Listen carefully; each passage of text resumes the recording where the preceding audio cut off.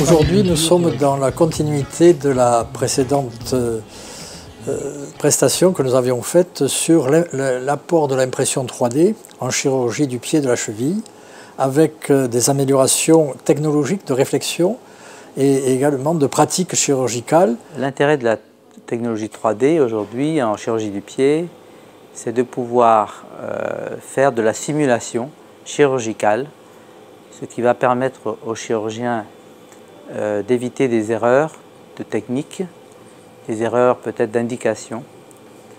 Et pour cela, on va donc utiliser à la fois dans l'enseignement pour les plus jeunes, on va même pouvoir avoir des pieds avant l'intervention pour pouvoir analyser le pied et après l'opération. Après, il y a le problème des pathologies complexes du pied. Et c'est vrai que là, tout chirurgien qui a affaire à un pied qui a une conformation inhabituelle est toujours intéressé par une planification préalable, étant donné qu'il ne pourra pas s'entraîner sur un pied similaire.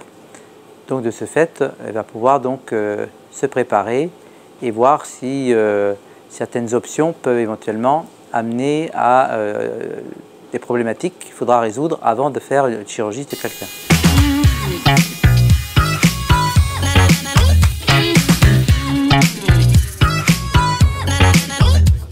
Pour le clinicien qui examine son patient, d'abord c'est l'examen clinique, de savoir à quel type de pied il a affaire et quels sont les intervenants et surtout les structures qui vont participer à la pathologie. Lorsque vous avez un pied creux, certes il y a l'os, mais si on n'utilise pas ou si on ne réfléchit pas aux parties molles, on passe à côté de la thérapeutique. Donc il y a des gestes simples en dehors de l'os, c'est-à-dire d'agir sur les structures qui sont en périphérie, molles. Et donc par conséquent, on va donner l'intérêt au patient. L'intérêt au patient, c'est d'avoir le juste geste chirurgical pour sa juste pathologie. Voilà où on en est. Et donc à partir de ce moment-là où à l'examen clinique, on aura conçu et surtout bien analysé le patient et surtout sa pathologie, bien on le traitera de façon plus scientifique et plus logique.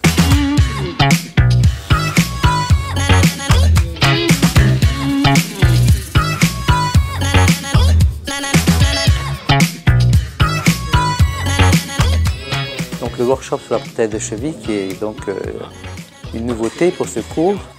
Il faut savoir que le travail a été débuté il y a maintenant 1 an à peu près et l'objet était de travailler sur la précision de pose de la prothèse.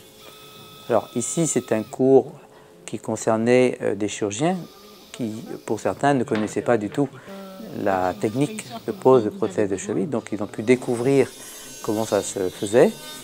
Et d'autre part, d'autres chirurgiens ont pu constater, par déjà leur expérience, qu'ici on avait affaire à un matériel simplifié, je pense, et ce qui permet de passer plus de temps sur la précision de pose par rapport à la qualité de durée, notamment des prothèses de cheville, étant donné qu'actuellement on dit qu'une prothèse dure à peu près 12 ans. Et donc on aimerait que ces prothèses durent davantage, parce que 12 ans, ça passe vite, et de ce fait, on aimerait avoir des résultats comme les prothèses de hanche qui durent 20-30 ans. Après, sinon, dans l'ensemble, c'est assez...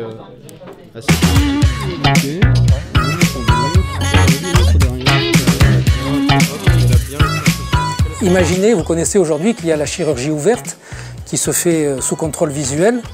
La main travaille sous contrôle visuel, et vous avez la chirurgie percutanée où la main n'a plus le contrôle visuel. Il va avoir un contrôle d'écran, mais pas toujours, puisque sinon le chirurgien va se faire irradier.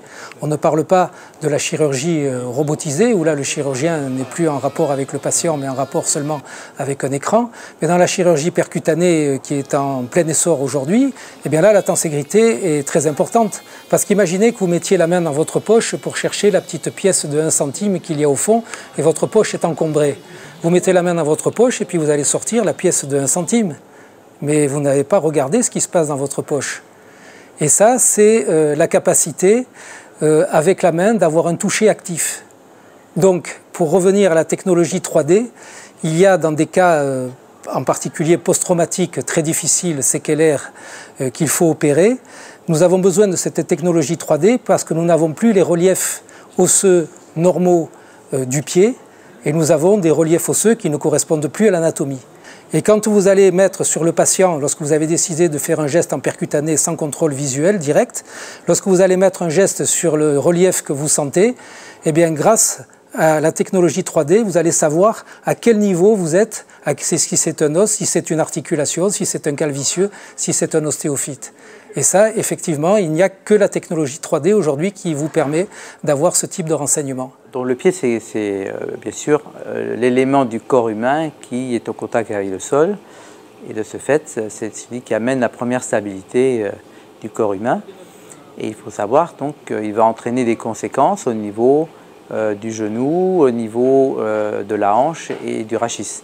Cette année, on a commencé à faire des scanners de jambes en entier, notamment dans le cadre des prothèses de cheville, ce qui nous permet d'avoir une analyse aussi du genou pour analyser la concordance entre les deux articulations qui donne bien sûr de meilleurs résultats au niveau de la fonctionnalité de la cheville, notamment après prothèse de cheville. Nous sommes dans de la technologie, disons, de haut niveau, et il est certain que cela représente une étape supplémentaire, complémentaire, qui va probablement devenir indispensable, surtout dans des cas compliqués. Il faudra, dans un futur très proche, trouver des solutions de façon à ce que la majorité des patients puissent bénéficier de ces techniques qui vont permettre effectivement d'être beaucoup plus précis sur la réalisation des actes chirurgicaux. Et que veut dire précision sur la réalisation des actes chirurgicaux? C'est minimiser les complications et bien entendu minimiser le coût déjà pour le patient en termes de souffrance et deuxièmement pour la société en termes de dépenses. L'intérêt, c'est de mieux analyser en fait les déformations qu'on voit pour mieux planifier la chirurgie. Donc l'analyse 3D, c'est un concept qui est intéressant parce que en fait, on va essayer d'imaginer ce qui se passe en charge. Et en fait, la dynamique est globale parce que en fait, quand vous analysez la marche, vous vous rendez compte que c'est vraiment une chaîne. C'est une chaîne complète. Donc il faut savoir connaître d'abord notre potentiel de pouvoir corriger, mais aussi surtout de ne pas engendrer des problématiques de compensation au-dessus si on induit une position qui n'est pas correcte pour le patient. Donc l'analyse en 3D est vraiment importante. On apprend plein de choses, c'est l'échange d'idées, c'est l'ouverture d'esprit, non c'est que du bénéfice, quoi. C'est même, ce serait même entre professionnels comme ça, d'organiser même des journées d'échange, ça serait formidable.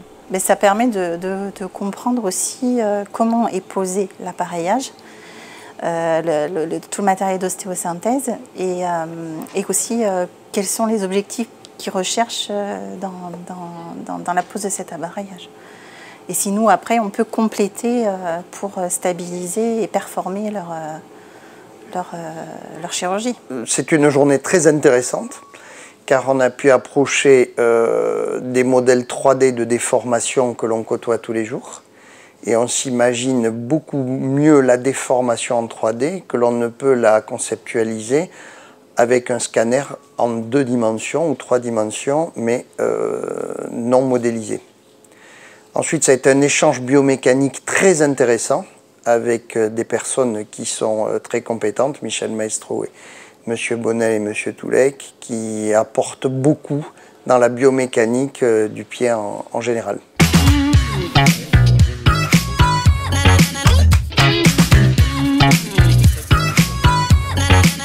Cette journée a amené des chirurgiens expérimentés d'une part et des jeunes internes d'autre part.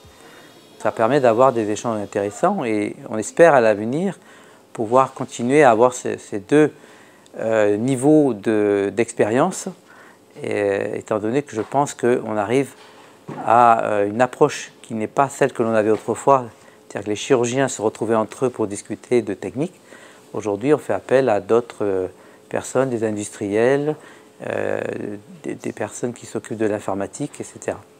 Donc je pense que c'est une vraie ouverture et cela va nous amener sans doute à élaborer des produits qui qui nous amèneront à avoir des résultats qui devraient être nettement plus performants.